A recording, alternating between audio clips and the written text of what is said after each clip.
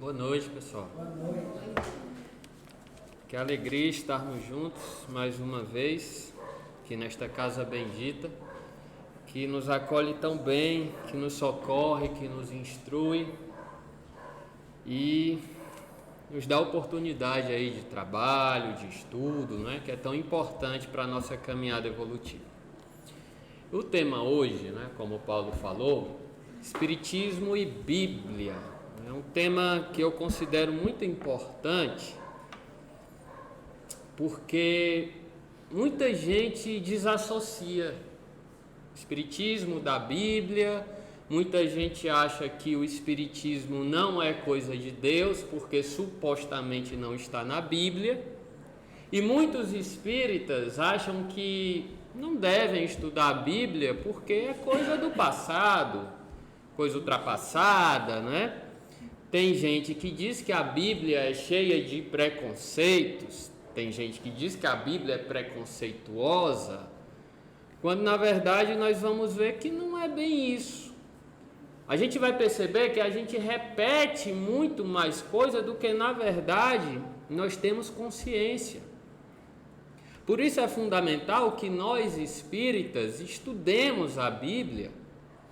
Tem gente que não se sente muito à vontade com a linguagem lá do Primeiro Testamento ou Velho Testamento, como queira, uma linguagem difícil, até um pouco agressiva às vezes.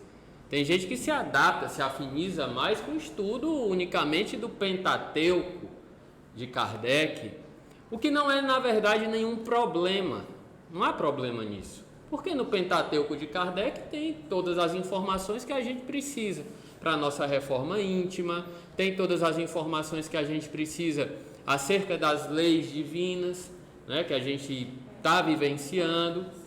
Mas o principal intuito da noite, e eu estou aqui sem grandes pretensões, não é de mudar a cabeça de ninguém, mas pelo menos de plantar uma sementinha, né, de a gente pensar daqui para frente que Bíblia não é contra Espiritismo, nem Espiritismo é contra Bíblia, nada disso. Se completam, são 3 revelações, gente, são 3. Nós espíritas falamos tanto, né, que o Espiritismo é o Consolador prometido, é a 3ª revelação. Se é a 3ª, é porque houve uma primeira e houve uma segunda. E nós sabemos que as revelações, elas não podem se destruir umas às outras. Ao contrário, elas se completam. Dessa forma, Jesus veio falar na 2ª revelação, no Novo Testamento, eu não vim destruir a lei. Da mesma forma, não por acaso, Kardec coloca no 1º capítulo do Evangelho segundo o Espiritismo, eu não vim destruir a lei. Então nós vamos entender nesta noite que lá o Primeiro Testamento, junto com o Novo Testamento, junto com a doutrina espírita, na verdade é um arcabouço muito lindo de revelações, de ensinamentos que nós temos, que nós podemos utilizar em nosso próprio benefício. Isso é muito bonito de ver, é muito bonito de estudar, tá?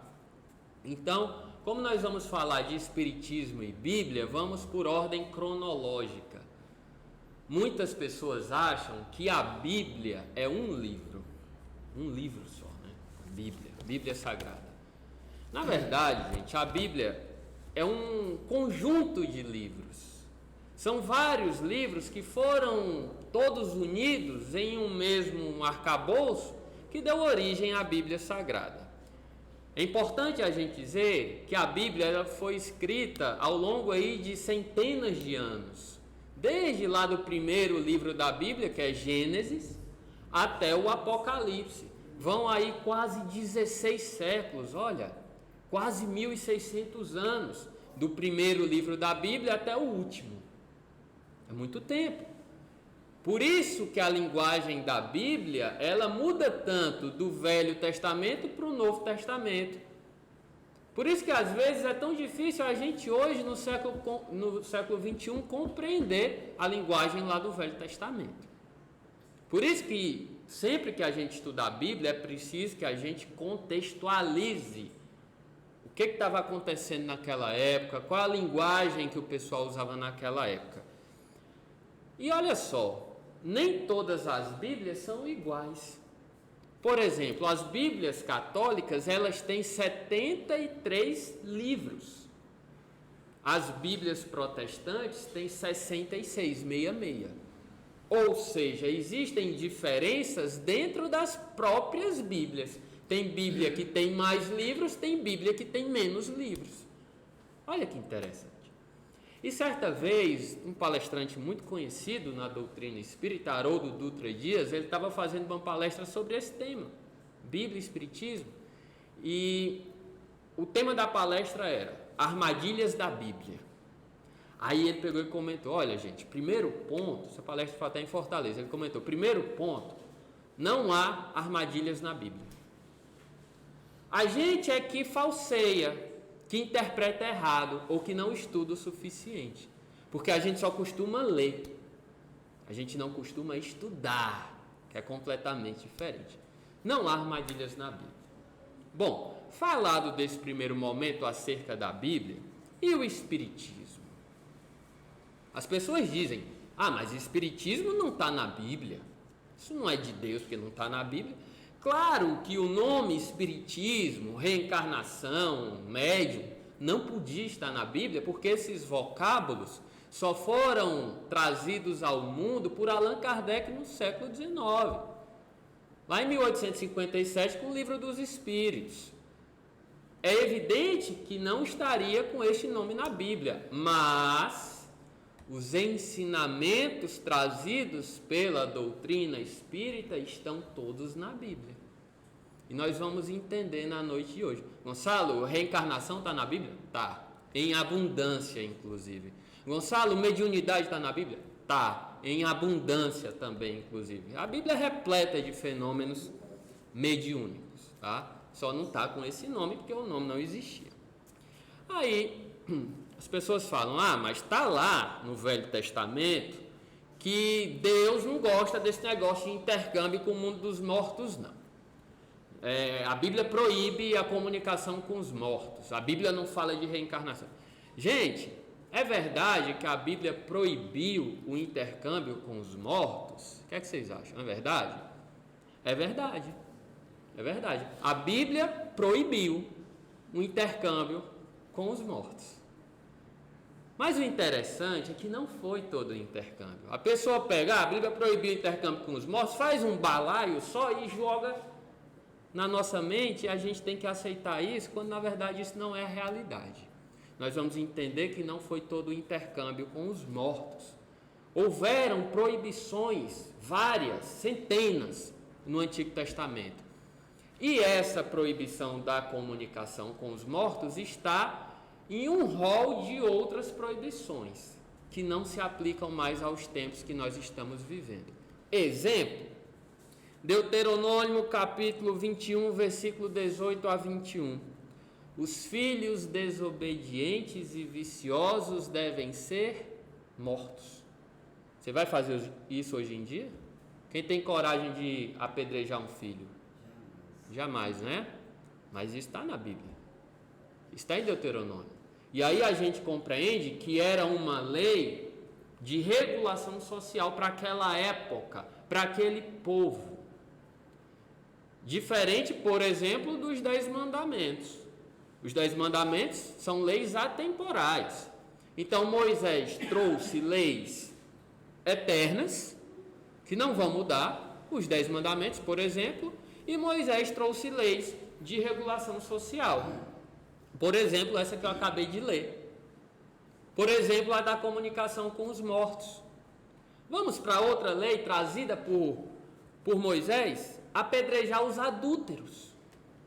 Isso aqui não precisa nem a gente falar muito, porque o próprio Mestre, nosso Senhor Jesus Cristo, revogou isso na passagem da mulher adúltera. Quem não tiver pecado, que atire a primeira pedra. Mas isso estava no Velho Testamento. Apedrejar a mulher adúltera. Apedrejar os adúlteros. Mas era uma lei para aquele povo e para aquela época, que já não se aplicava mais nos tempos de Jesus, imagine hoje. Vamos para outra proibição? Levítico, capítulo 20, versículo 13. Pena de morte aos homossexuais ou homoafetivos, como queira. Está lá. Aí muita gente diz, a Bíblia é preconceituosa, não compreendendo que era para aquela época. Para aquela época, que você não vai mais aplicar isso hoje em dia. Aí vem uma pessoa e diz, os homoafetivos vão para o inferno. Por quê? Por quê? Ah, porque está na Bíblia. Não compreendendo que isso já passou. Que estava num rol de leis temporais.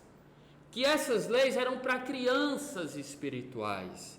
O próprio rol dos 10 mandamentos era para crianças. São leis atemporais? São. Mas era para criança.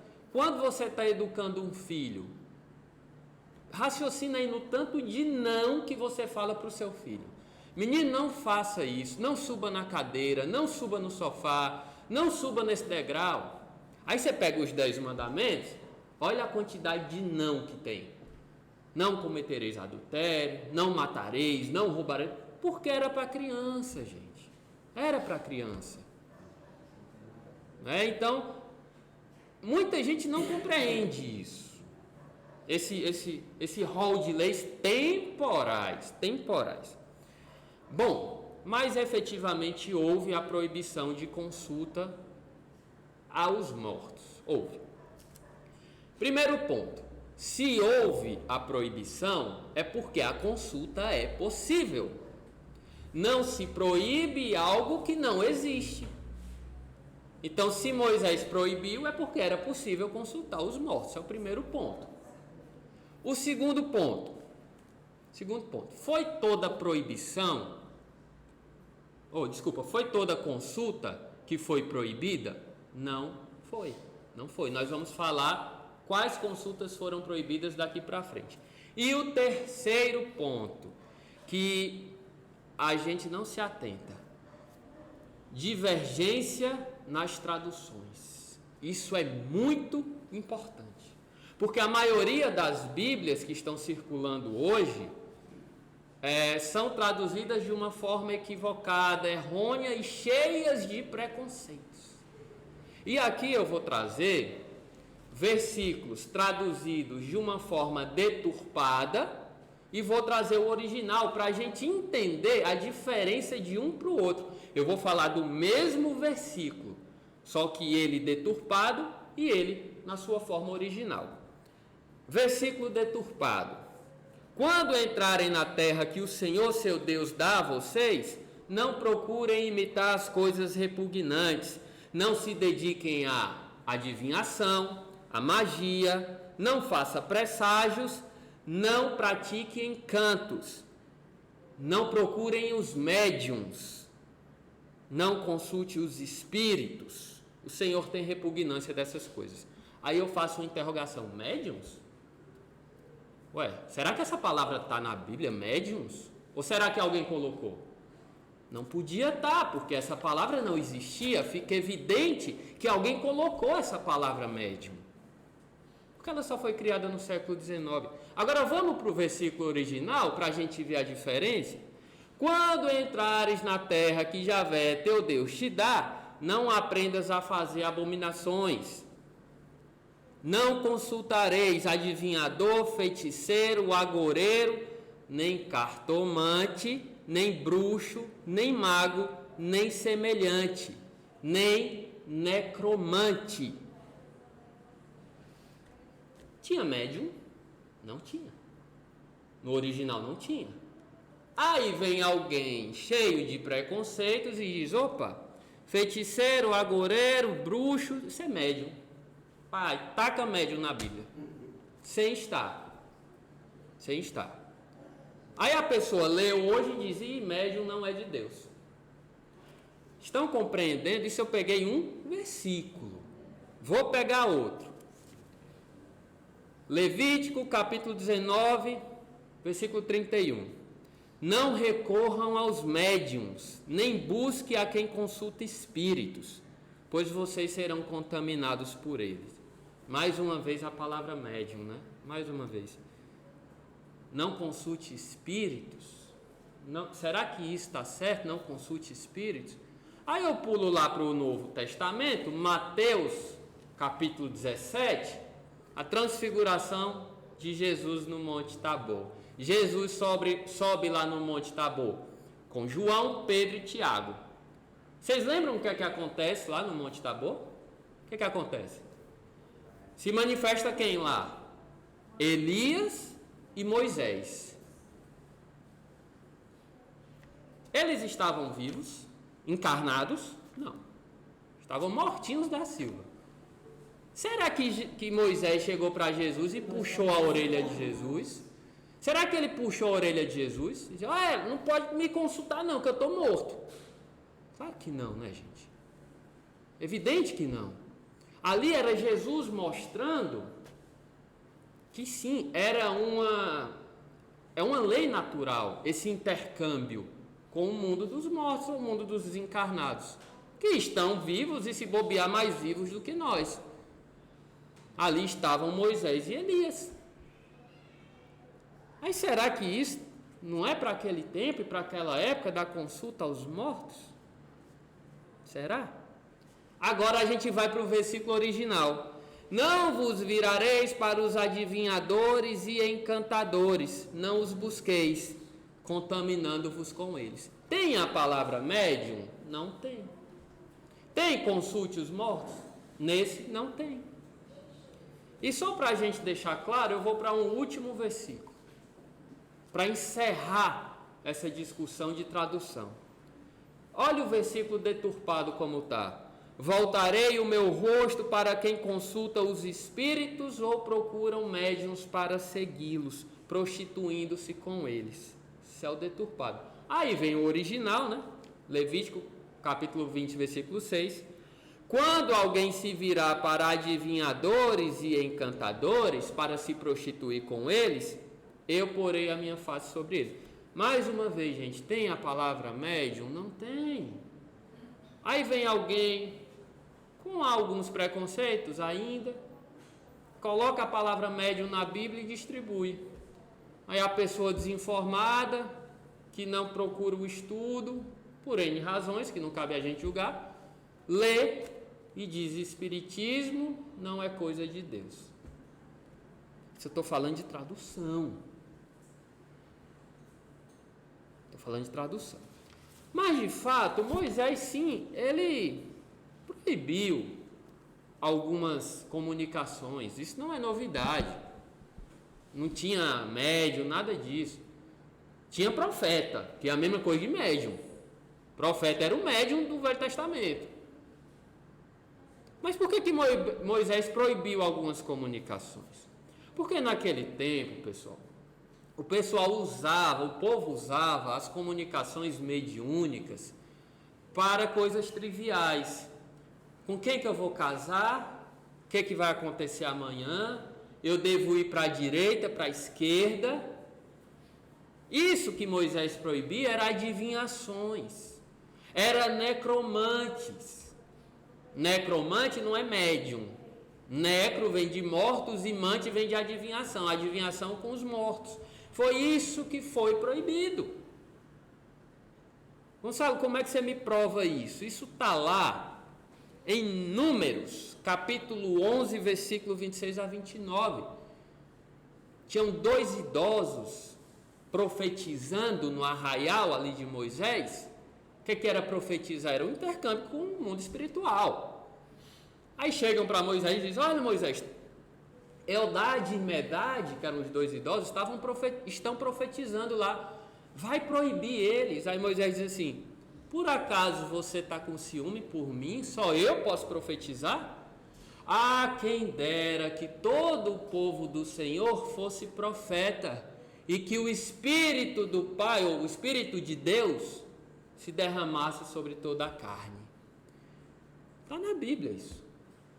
Então Moisés, ele não proibia toda prática de mediunidade, apenas a prática que era evidentemente corrompida, apenas a prática mediúnica trivial, que pessoas inclusive cobravam por elas, como também acontece hoje em dia, e que inclusive o Espiritismo também não é de acordo. Questão 868 do Livro dos Espíritos, está lá na Lei de Liberdade. O que Kardec pergunta nessa questão? pode o futuro ser revelado ao homem? A resposta dos espíritos: somente em casos excepcionais. Por quê? Aí Kardec ainda pergunta o porquê na questão 869. Porque senão o homem não faria uso do seu livre-arbítrio. O homem iria consultar os espíritos para tudo. Então, somente em casos excepcionais o futuro é revelado. Exemplo, no Apocalipse. Exemplo, no sermão profético do nosso Senhor Jesus Cristo. Exemplo, em alguns profetas do Velho Testamento. Exemplo, em algumas profecias da própria codificação, que fala de transição planetária e tal. Casos excepcionais, gente. Então a gente percebe que o Espiritismo está totalmente de acordo com a Bíblia nessa questão de proibição de consultar os mortos. Por que se proíbe? O que se proíbe? Consultas triviais. A boa consulta, como Moisés liberou, o Espiritismo também é totalmente a favor, claro. Isso é um ponto que as pessoas não compreendem, os próprios espíritas não compreendem isso e dizem que a Bíblia é atrasada. Mas a gente percebe que casa. Estou falando do intercâmbio. Agora eu vou falar da segunda parte, que é sobre reencarnação, gente. As pessoas dizem assim: mas a reencarnação não está na Bíblia, então não existe, né? Ignorando que a Bíblia é repleta de passagens sobre a reencarnação. Evidente que não com esse nome, reencarnação, porque ele só foi trazido pelo Espiritismo. Mas passagens sobre a reencarnação são várias. Oi? Nem tanto isso, dona Lia. Nós vamos entender algumas passagens que eles nem citam ressurreição, mas eles comentam sobre a reencarnação. Vou dar um exemplo. Pegar primeiro lá no Velho Testamento, profeta Malaquias, capítulo 4, versículo 5. Eis que vos enviarei o profeta Elias, antes que chegue o terrível e grande dia do Senhor. Ora, na época de Malaquias, Elias já tinha falecido há muito tempo. Aí Deus diz assim: eu vou enviar de novo Elias. Guardem essa informação, está no Velho Testamento. Aí já no Novo Testamento, Mateus capítulo 11, aquele capítulo belíssimo que Jesus sai pregando nas cidades, né? Versículo 12. Desde os dias de João Batista até agora, Jesus falando, o reino dos céus é tomado por esforço, e os que se esforçam se apoderam dele. Porque todos os profetas e a lei profetizaram até João Batista. E se o quereis reconhecer, ele mesmo é Elias, que estava para vir. Quem tiver ouvidos para ouvir, que ouça. Atenção, sempre que Jesus fala essa frase na Bíblia, tem um sentido espiritual por trás. Então, se o mestre diz que João Batista era Elias, que estava para vir, fica evidente que ele está falando de reencarnação. Quer uma prova? Outra prova. Transfiguração que nós falamos agora. Quem aparece ali? Elias e Moisés, não é? Em espírito para Jesus. Aí, aquela coisa linda, né? Deus se manifesta, diz: olha, é meu filho muito amado. Os discípulos ficam com medo, abaixam a cabeça. Aí Jesus diz, né, de uma forma muito linda: não tem mais, é o Pai, não tenham medo. E aí quando os discípulos levantam a cabeça, não veem mais nem João Batista nem Elias. Aí eles descem do monte. Aí nessa descida, os discípulos perguntam: mestre, por que tinha lá nas profecias que era necessário que Elias viesse? Aí Jesus responde assim: de fato, Elias virá no futuro e restaurará todas as coisas. Mas eu vos digo que ele já veio e vocês não reconheceram. Fizeram com ele tudo o que quiseram. Assim também farão comigo. e os discípulos entenderam que se tratava de João Batista. Está na Bíblia. Ou seja, só aqui nós temos 3 reencarnações de um mesmo espírito, Elias. Veio como Elias, veio como João Batista e viria no futuro restaurar todas as coisas. E olha que interessante, a lei de causa e efeito atuando, vocês sabem ou vocês lembram como foi que Elias, qual foi o grande erro da encarnação de Elias, do profeta Elias? Ele decapitou centenas de sacerdotes, não foi isso? Não está no Velho Testamento que Elias decapitou? Como foi que João Batista morreu? Decapitado. Lei de causa e efeito. Lei de causa e efeito. Aí, o mesmo Espírito, nós temos 3 notícias dele.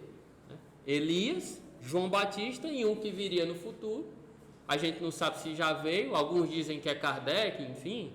Não vamos entrar nesse mérito, também não faz diferença. Não sabemos se virá. Mas Jesus prometeu que ele viria, restaurar todas as coisas. 3 reencarnações do mesmo Espírito. Outra passagem na Bíblia sobre reencarnação. João capítulo 9. E passando Jesus, viu um homem cego de nascença. Está na Bíblia, cego de nascença. E os seus discípulos lhe perguntaram: Rabi, quem pecou, este ou seus pais, para que nascesse cego? E Jesus respondeu: nem ele pecou, nem os seus pais, mas foi necessário para que se manifestem as obras de Deus. Gente, como que alguém pode pecar antes de nascer? Sem a reencarnação. Aí as pessoas leem isso e não compreendem que está falando de reencarnação. Esperam ver o nome reencarnação na Bíblia e não vão ver. Não vão ver. Tá?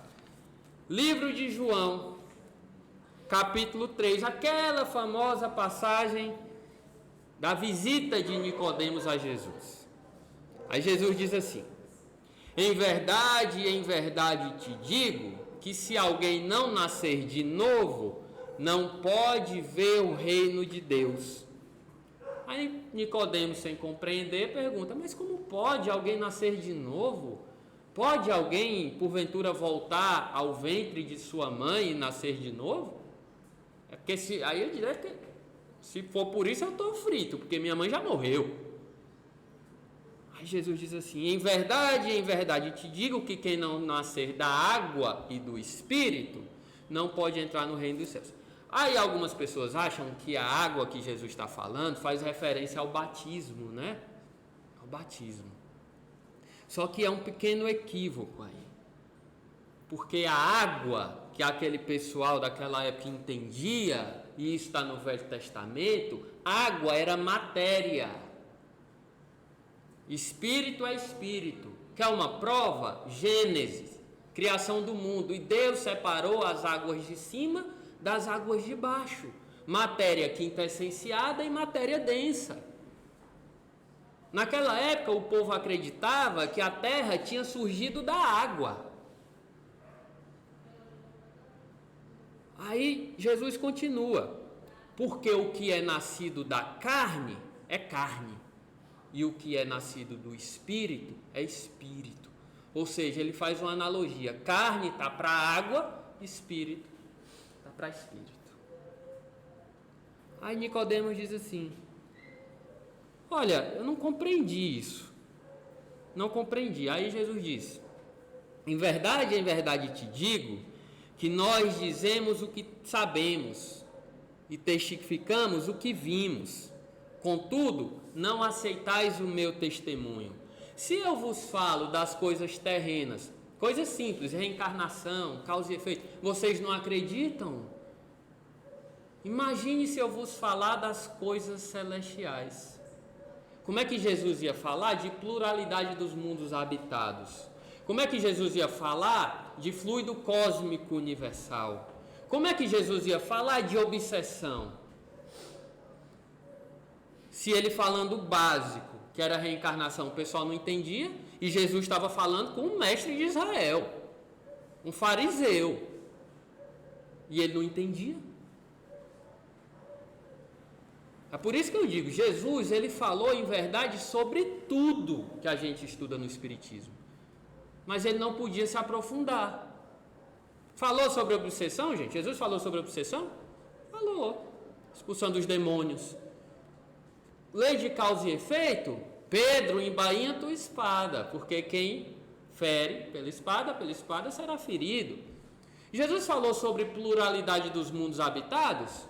Há muitas moradas na casa do meu Pai. Mas não tem nada escrito por Jesus. Nada por Jesus. Isso aí estava no Velho Testamento, né? Está na Bíblia. Pois é, mas que ele falou, ele falou. Que ele falou, ele falou. Aí você pega assim e diz assim, Jesus falou sobre tudo, falou. E por que ele não se aprofundou? Por que ele falava por parábolas? E os discípulos perguntaram isso a ele, mestre, por que você fala por parábolas? Aí ele diz, porque o pessoal não compreende. Será necessário depois que o Pai vos envie um outro Consolador. Este vos explicará tudo, relembrará tudo o que eu disse e acrescentará coisas novas. Acrescentará coisas novas, porque as revelações, elas são progressivas. Jesus, ele não lembrou tudo que estava no Velho Testamento e não acrescentou novos conhecimentos? Não foi isso que Jesus fez? Foi. O Espiritismo é a mesma coisa, que as revelações são progressivas. Tem outra passagem sobre reencarnação na Bíblia. Está na Bíblia Católica, livro de Sabedoria, capítulo 8, versículo 19 a 20. 19 e 20. Eu era um bom rapaz, por isso caí num corpo perfeito. Precisa falar muita coisa sobre isso? Não, né? Aí a pessoa diz, a reencarnação não está na Bíblia. Será? Será que não está? Não pode falar com os mortos. Será? Concluindo, gente. Nós estamos aqui fazendo um estudo aqui na Casa das Cartas de Paulo, né? E aí, eu lembrei muito naquela primeira carta aos Coríntios, no capítulo 14, que Paulo fala assim: segue a caridade e procurai com zelo os dons espirituais, mas principalmente o de profetizar. O que profetiza fala aos homens para a edificação, a exortação e a consolação.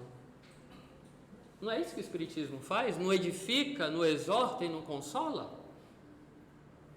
O que fala em língua estranha, que é um fenômeno que tem muito nas igrejas evangélicas, Paulo diz, edifica a si mesmo, mas não edifica a igreja porque as pessoas não entendem o que ele está falando. Ele está falando em uma língua estranha, ele está se edificando porque ele está compreendendo, mas as outras pessoas não entendem.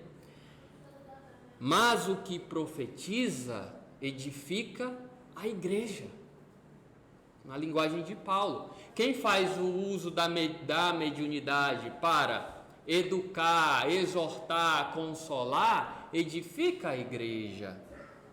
Portanto, irmãos, procurai com zelo profetizar. Isso é Paulo que diz. E não proibais falar a língua, mas faça-se tudo decentemente e com ordem. Está lá na 1 aos Coríntios. O que Paulo está falando foi o que Moisés quis colocar. E é o que o Espiritismo faz hoje em dia. Aqui no Espiritismo a gente não permite desordem. Nós não estamos no Espiritismo para saber o que vai ser amanhã, com quem que a gente vai casar. A gente não está no Espiritismo para prejudicar os outros. A gente não se utiliza dos espíritos para fins obscuros. Não. A gente se utiliza do conhecimento acerca do mundo espiritual para consolar, para exortar, para edificar. Estamos totalmente de acordo com a Bíblia. E aí, para a gente fechar, se não ficou muito claro para alguém, se alguém ainda tem dúvida, vamos recorrer a ninguém menos do que o nosso Senhor Jesus Cristo. O mestre fala acerca de uma doutrina, de uma religião, de uma corrente ideológica, ou até mesmo acerca de uma pessoa, de uma individualidade. Como que nós saberemos se aquela pessoa, se aquela religião, se aquela doutrina é ou não de Deus? Como que a gente sabe se essa corrente ela serve ou não a Deus? A resposta para essa pergunta vem do próprio Jesus. Conhecereis a árvore pelos seus frutos. Não existe uma árvore boa produzindo mau fruto, nem uma árvore má produzindo um bom fruto. Não é possível colher-se figos de espinheiros e nem uvas de ervas daninhas. Aí eu pergunto, quais são os frutos do Espiritismo? Quantas mães consoladas, quantos filhos que voltaram do mundo dos mortos, entre aspas, para dizer: eu estou vivo. Prossiga vivendo, fazendo a caridade. O reencontro, ele vai se dar cedo ou tarde. Quantos esposos, quantas esposas voltaram? Quantos conhecimentos adquiridos? Quantas depressões curadas? Quantos suicídios evitados por essa doutrina maravilhosa, que não faz milagre, ela é um milagre. O milagre é ela não faz milagre. Quais são os frutos do Espiritismo? Será que essa doutrina linda não é de Deus, gente? Será que é o diabo trabalhando contra ele mesmo? Jamais. Jamais. Quantas esperanças essa doutrina não já deu? Quantas? Aí a gente percebe que você ser um espírita verdadeiro é, sobretudo, você ser um bom observador da natureza, da lei divina. Você percebe que na natureza tudo evolui. O que era ontem não é mais o que é hoje. Aquelas flores que estão ali, aquelas plantinhas que estão ali no jardim da casa, amanhã brotarão flores, crescerão, morrerão um dia para renascerem. Outro dia a gente ficou triste aqui, não foi, Paulo? Deu uma chuva grande e derrubou tudo. Mas calma, vai renascer. E renasceu. Então, um bom espírita é um bom observador. Ele sabe que o que está aqui na Bíblia, no Primeiro Testamento, no Novo Testamento, não é nada mais, nada menos do que a base do que viria aqui. E ele sabe também que o que está aqui não é o fim, que virão mais coisas na frente. Está no Livro dos Espíritos. Até o homem mais inteligente da Terra, ele não pode nem sondar alguns mistérios que estão aí fora. Ou seja, tem mais coisa aí para vir para a gente. E o bom espírito, além de um bom observador, é um bom profeta, é um bom seguidor de Deus, é aquele ser humano que pratica a reforma íntima, que estuda. Por quê, gente? Quem quer ser levado pelo vento, levado ao sabor do vento, tem até uma música que diz: deixa a vida me levar, né?